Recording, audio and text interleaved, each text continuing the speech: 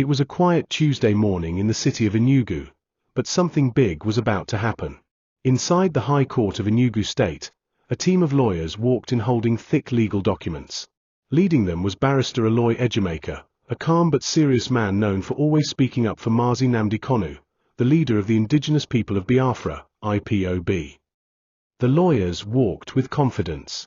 They had come to file a very serious case. Not just any case. This one involved 60 billion Nigerian nairas and a well-known Nigerian figure, Renor Omokri. The papers were clear. The title of the case read, Nnamdi Kanu vs. Renor Omokri, Defamation of Character. Just a few weeks earlier, on July 6, 2025, Renor Omokri had posted something online that got a lot of attention. On his verified X, formerly Twitter, account, he wrote that Nnamdi Kanu, IPOB, and the Eastern Security Network, ESN, were responsible for the deaths of police officers and soldiers in the southeast. His post read like this. How can Nigerians support a man like Kanu who started a private army and caused the deaths of innocent security men? IPOB and ESN are terrorist groups, and their leader should not be praised. That single tweet went viral. But to Kanu and his legal team, Renor's words were more than just opinions, they were dangerous lies. At that time, Nnamdi Kanu was still being held in custody by the Department of State Services, DSS. He was facing trial, but he had not been convicted of any crime. No Nigerian court had found him guilty of terrorism, murder, or any violent act. So when Renor said those things online, Kanu's legal team saw it as a clear attack on his reputation, and a direct interference with his ongoing trial. His lawyer, barrister Ejimeka, said it clearly in his statement to reporters. This kind of public statement can affect the fairness of Kanu's trial. People will see him as guilty before the court decides anything. Also, it is false. And when you say false things about someone, especially during a sensitive legal process, you must be held accountable. Inside the court documents, Kanu's lawyers asked the court to do 4 main things. 1. Award 50 billion Nigerian nairas for general damages. This was money to cover the harm done to Kanu's name, reputation, and emotional well-being. 2. Award 10 billion Nigerian nairas for aggravated damages. This was extra money to punish Renor for being reckless and malicious in his statement. 3. Order Renor Omokri to publish a retraction. Kanu wanted Renor to take back his words publicly. Not just on X, but in 2 major national newspapers. He also wanted a clear and open apology. 4. Stop Renor from repeating such claims again. Kanu wanted the court to issue an injunction, meaning Renor could no longer publish such statements again, in any form. They also asked for interest and legal fees. This was not the first time Nnamdi Kanu had taken legal action. In January 2025, he filed a 20 billion Nigerian naira suit against the Nigerian police public relations officer for a similar reason. Kanu was becoming known for using the courts to fight against what he called media trials and false narratives. His lawyer also posted the lawsuit online and used the words, "This is a muscular legal action to warn others who make careless statements about Kanu, IPOB, and Ndigbo."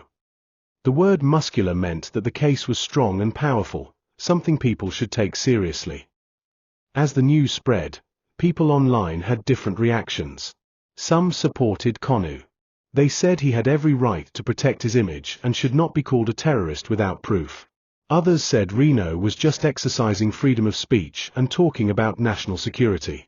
But Kanu's team believed that freedom of speech must have limits, especially when it involved serious legal matters and a man's life. What made this case even more interesting was the amount of money involved, 60 billion. That kind of money wasn't small. It made headlines across Nigeria. Some asked, is this about money, or about respect? Others said, this could change how people use social media in Nigeria. But for Kanu's team, the message was simple: don't publish lies. And don't call someone a criminal unless the court says so. That morning in Enugu, after submitting the documents, Ejimeka stood outside the courthouse and spoke to a small group of journalists. He said calmly, "We are not looking for trouble. We just want justice. Let the courts decide what is fair. But no one should be allowed to damage a man's name and walk away." And with that, the legal fight had officially begun. Nnamdi Kanu vs Renor Omokri. 60 billion Nigerian nairas on the line. A case that would soon shake Nigeria's social media, political space, and maybe even its courts. By the next morning, the news had gone viral. Blogs, newspapers, radio, and TV stations were all saying the same thing. Breaking: Nnamdi Kanu sues Renor Omokri for 60 billion Nigerian nairas over defamation. Many Nigerians could not believe it. 60 billion Nigerian nairas? That was not small money. It was enough to build hospitals, schools, and even small airports. But Kanu wasn't asking for it to build anything, he was asking for it to protect his name. As soon as the news broke, people rushed to X, formerly Twitter, Facebook, and Instagram to share their opinions. Mixed reactions online. Some people praised Kanu. One user tweeted, "He is doing the right thing. You can't just call someone a terrorist without proof. That's how they spoil people's names in this country." Another said, "This will teach people to be careful with what they post online. Defamation is not freedom of speech." Some even went further.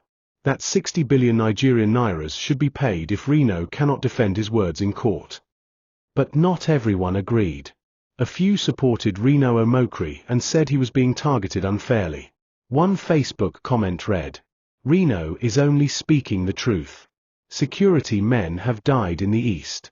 Who is responsible if not IPOB and ESN?" Another user posted, "Why is Kanu always suing people? He should focus on his case in Abuja." The argument kept going back and forth. Silence from the two men. Through all of this noise online, both Nnamdi Kanu and Renor Omokri remained quiet. Kanu, still in the custody of the Department of State Services, DSS, did not release a voice note or letter. Everything was being handled by his legal team. Renor, who is usually quick to respond to issues on social media, also said nothing at first. He continued posting his usual political and motivational messages, but never addressed the lawsuit directly. This silence surprised many people. One fan tweeted, "Renor is quiet. That means this case might be real trouble for him." Community backlash. Away from social media, some Igbo youth groups and cultural associations were angry.